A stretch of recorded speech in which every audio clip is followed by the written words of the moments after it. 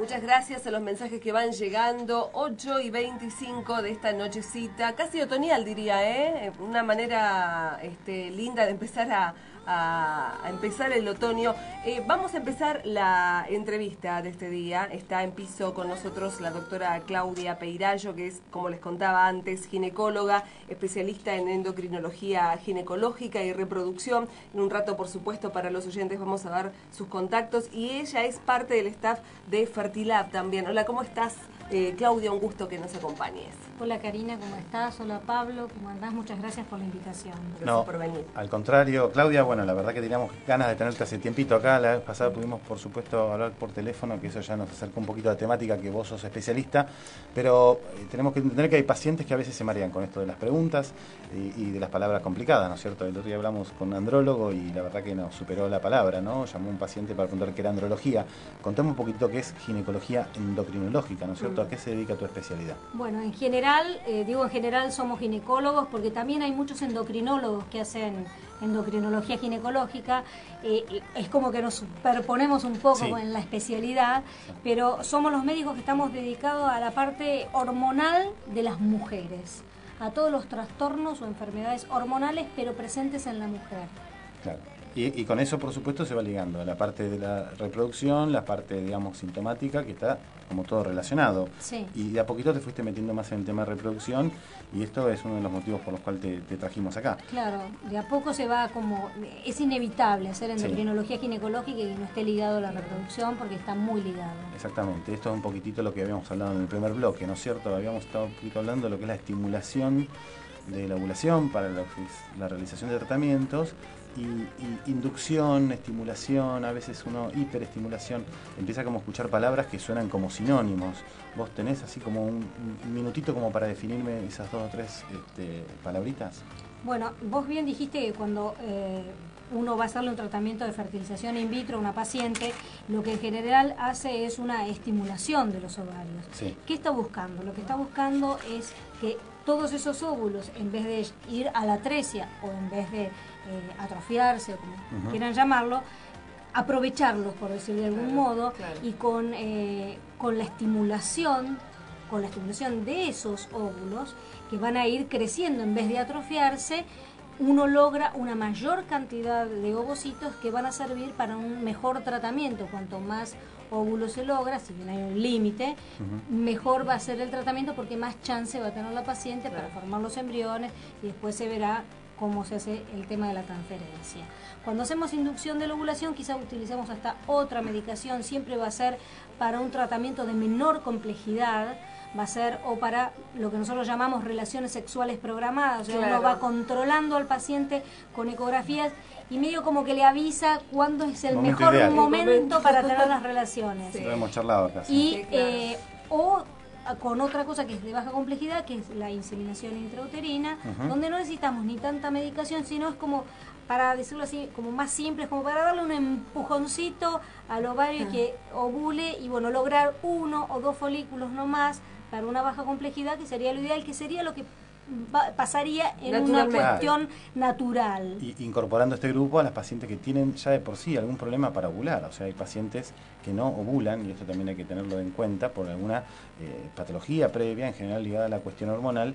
Entonces, a veces con una medicación muy sencilla, que a veces es por vía oral o a veces es por inyecciones, al hacerla ovular ya tenemos muchísimas más chances de que logre un embarazo espontáneo, ¿no es cierto?, sin tener que llegar a los tratamientos. Sí, seguramente. Hay muchas pacientes anovuladoras que requieren este tipo de tratamiento, y a lo mejor con por supuesto que siempre hay que descartar los otros factores de esterilidad, pero si este es el factor, bueno, la indicación es la inducción de la ovulación. Exactamente. Nosotros cuando empezamos a hablar acá de las mujeres, por supuesto que dentro de todos los estudios que se le piden a nivel de fertilidad estaba todo el perfil hormonal. Habíamos hablado de hormonas rarísimas, de FSH, de LH, de estradiol. En un momento de los programas tuvimos que llamarte a vos para que nos empieces a hablar un poquitito de la prolactina. La famosa prolactina. La famosa prolactina. Y esto, por supuesto, que es un inicio importante en lo que resulta estudiar a la mujer. Vos dentro de tu experiencia, ¿cómo ves que estos análisis son ubicables dentro de lo que es un estudio de rutina, y qué estadística tenés de encontrar a veces patologías en pacientes que ni se pueden imaginar que tenían algún problema hormonal? Bueno, se encuentra bastante, sobre todo en aquellas pacientes donde menstruan regularmente. Exacto. Y las pacientes piensan que porque menstruan regularmente no tienen ningún problema ovulatorio. La paciente piensa, yo menstruo, yo ovulo, pero Exacto. no es así. No todas las pacientes que menstruan regularmente ovulan, pueden tener algún trastorno que es muy inicial en el funcionamiento de sus ovarios, pueden tener una alteración en la prolactina, tenerla levemente alterada o aumentada y todavía menstrual, pueden tener un problema tiroideo y eso también hace que no ovulen, con lo cual basalmente un pedido de estudio hormonal es fundamental para iniciar un estudio de esterilidad de una paciente y encontramos sin demasiada sintomatología alguna alteración a las hormonas que corrigiéndola, quizás con esa sola corrección la paciente vuelve a ovular espontáneamente y a lo mejor no necesita ningún otro tipo de tratamiento. Exacto. Ahora, aparte, qué satisfacción, ¿no? Encontrar pequeños efectos hormonales que a veces son corregidos con pastillitas y que esa paciente empiece a ovular y que logre un embarazo espontáneo que quizás, sin haber estado bien estudiada, hacía 3, 4 años que estaba buscando. Sí, totalmente. Esto es una puntualidad que vos tocaste, que es esta paciente que menstrua todos los meses y por lo tanto no piensa que tiene algún problema. Pasemos a la otra vereda, estas pacientes que tienen síntomas y que de alguna manera están en la casa escuchando y dicen, y yo tendría que consultar una ginecóloga con una especialidad en endocrinología para que me pueda asesorar. ¿Qué síntomas vos pensás que pueden sonar como alarma para justamente orientar la consulta? Bueno, aquella paciente, por supuesto que no menstrua en periodos prolongados, más allá de 3 meses, tiene que consultar. A veces no son tan prolongados, eso lo que nos referíamos antes se llama amenorrea, claro. Cuando tengo la falta del periodo más allá de 3 meses. Pero hay, digamos, como instancias previas donde la paciente quizás no le falta la menstruación durante 3 meses, sino por ahí menstrua cada 60 días o cada 50 días. Esa paciente también tiene que consultar porque puede ser o el inicio de una enfermedad que después se va a instalar y va a convertirse en una amenorrea, o sea, una falta mucho más prolongada. Entonces es conveniente que lo vaya consultando, digamos, en forma más precoz.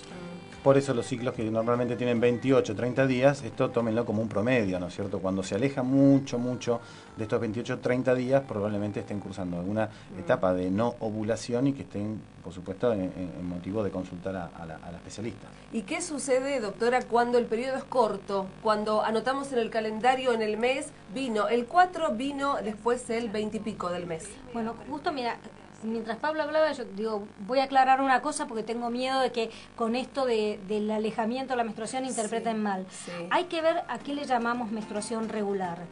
Corto es una menstruación que sea menor de 20 días, porque a veces las pacientes dicen, yo no menstruo el mismo día del mes. O te dicen, menstrué 2 veces en el mes. 2 veces en el mes y menstruaron el primero y el 25. Eso es normal.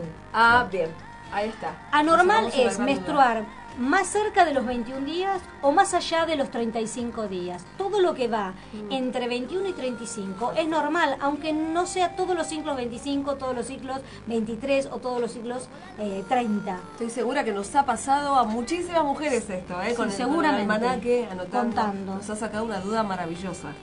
Es una pregunta de todos los días esto del consultorio. Muy bueno que sea así. Muchísimos mensajes. Empezamos, por supuesto, a controlar la parte hormonal y de partir de ese examen físico y esa análisis de laboratorio, ¿qué otros estudios vos utilizás normalmente en la práctica tuya para complementar, digamos, diagnósticos? ¿Pueden ser de imágenes? ¿Pueden ser...? Sí, en general lo recomendable es, lo primero que yo hago en realidad es charlar bien con la paciente y preguntarle un montón de cosas. Entre el interrogatorio y el examen físico que yo le hago, ahí hago prácticamente el diagnóstico presuntivo y lo que voy a pedir va a ser para confirmar lo que vi. O sea que tu etapa es muy clínica, por supuesto, es muy de consultorio, muy de conversarlo y complementado con algún análisis. Y hacer el examen físico, porque no es lo mismo, por ahí la paciente es esta misma que estamos hablando, que tiene periodos de amenorrea, que para ella la única manifestación llamativa es eso, pero cuando yo la reviso, le encuentro que tiene el vello aumentado en la panza, en el pecho, en la cola,